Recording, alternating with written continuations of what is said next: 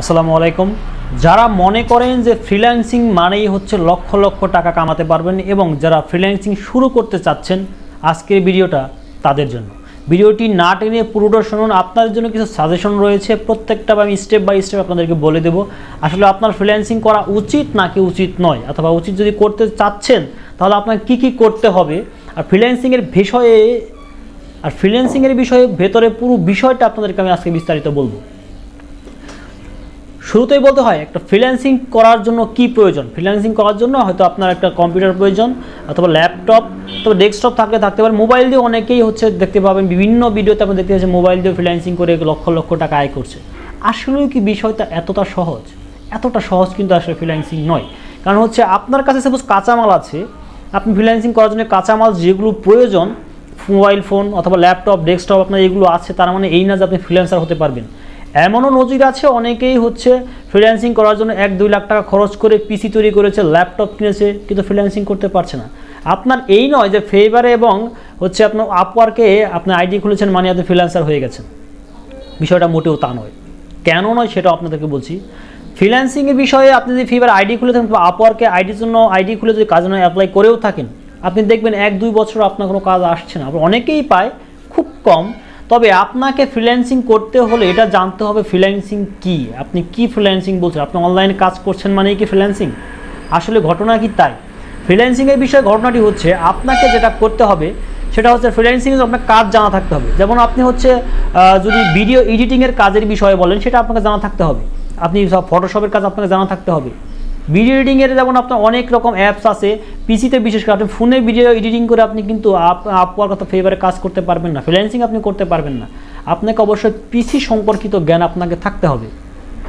আরেকটি বিষয় আপনাকে যদি কেউ কাজ দেয়, আপনি যদি সেটা না পারেন তাহলে আপনার ফ্রিল্যান্সার আপনি কিভাবে হবেন? আপনাকে আগে কাজ জানা থাকতে হবে।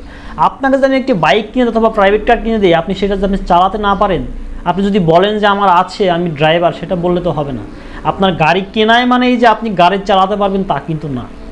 সেহেতু এইটাই অবশ্যই মাথায় রাখতে হবে, আপনাকে ফ্রিল্যান্সার হতে হলে আপনাকে আগে কাজের বিষয়ে অভিজ্ঞ হতে হবে। কারণ আপনার মতো লক্ষ লক্ষ লোক এই ফ্রিল্যান্সিং জগতে কিন্তু কাজের জন্য অ্যাপ্লাই করছে। তাদের চাইতে আপনার কাজের মান ভালো না হলে কিন্তু আপনি ফ্রিল্যান্সিং করে কিচ্ছু করতে পারবেন না, আপনি কাজও পাবেন না। আর বিশেষ করে 2-1টা কাজ যারা করেছে তাদের কিন্তু আসলে ফ্রিল্যান্সিংয়ে তারা একটু এগিয়ে যাচ্ছে। কারণটা তারা কাজ করেছে, তাদের যে আপনার যে পয়েন্টের বিষয়টা আছে, স্টারের বিষয় আছে, সেগুলো তারা সেখানে সাবমিট করে রাখে, এবং যারা ক্লায়েন্ট কাজ করছে যাদের, সেই ক্লায়েন্টটা তাদেরকে স্টার দিয়ে থাকে, 1 স্টার, 2 স্টার, 3 স্টার, 5 স্টার, তার কাজের অনুযায়ী তাকে স্টার দেওয়া হয়ে থাকে। সেই দিক থেকে নতুন যখন আপনি সাপোজ একটা বিষয় বুঝতে পারবেন, আপনি যদি কাউকে কোনো কাজ দেন, নতুন কাউকে আপনি কাজ দিতে চাবেন না, আপনি একটা অভিজ্ঞ লোক দরকার যে এর আগেও কাজ করেছে। সেক্ষেত্রে যারা নতুন তাদের জন্য বিশাল টাফ একটা বিষয়। আর ফ্রিল্যান্সিংয়ের জগতে ঢোকায় মানে লক্ষ লক্ষ টাকা ইনকাম করে আপনি গাড়ি বাড়ি করে ফেলবেন। যাকে দেখছেন, অনেকেই দেখছেন যে এটা করে ফেলছে, তার মানে কিন্তু এই না যে সে খুব সহজে এটা করে ফেলেছে। হাতে গোনা কিছু লোক পাবেন। তো ফ্রিল্যান্সিং জগতে যতটা দেখা যাচ্ছে টাকা, ততটা টাকা আছে, কিন্তু তার জন্য আপনাকে অবশ্যই সেই স্কোপে যেতে হবে, সেই লাইনে আপনাকে হাঁটতে হবে। আপনি যদি ল্যাপটপ পিসি কিনে ফেভার আর আপওয়ার্ক আইডি খুলে বসেই বলেন যে আমি তো ফ্রিল্যান্সার হয়ে গেছি, তাহলে তো হবে না। আপনাকে ফটোশপের কাজ জানা থাকতে হবে। আপনি যদি এডিটিংয়ের কাজ জানেন, সেটা আপনি করতে পারেন। আপনাকে ডাটা এন্ট্রি কাজ করলে অবশ্যই আপনাকে টাইপিংয়ের কাজ জানতে হবে। এর কোনোটাই যদি আপনি না জানেন, আপনি যদি শুধু আপওয়ার্কে আইডি খোলা, ফেভার আইডি খুলেই বসে থাকেন, আমাকে কাজ দেওয়া হবে, আপনাকে টাইপিং করতে দিলেও, ডাটা এন্ট্রি কাজ করতে দিলেও আপনি করতে পারবেন না। আপনাকে ডাটা এন্ট্রি কাজ করতে চাইলেও আপনাকে টাইপিং স্পিড থাকতে হবে। আপনাকে যে টাইপিংয়ের জন্য দেওয়া হবে সেটা আপনাকে করতে হবে। কাজ আছে, লক্ষ লক্ষ কাজ আছে, অনেক কাজ আছে। কিন্তু কাঁচামাল নিয়ে বসে থেকেই যদি মনে করেন যে আমি বিশাল বড় ব্যবসায়ী হয়ে গেছি, সেটা কিন্তু হবে না।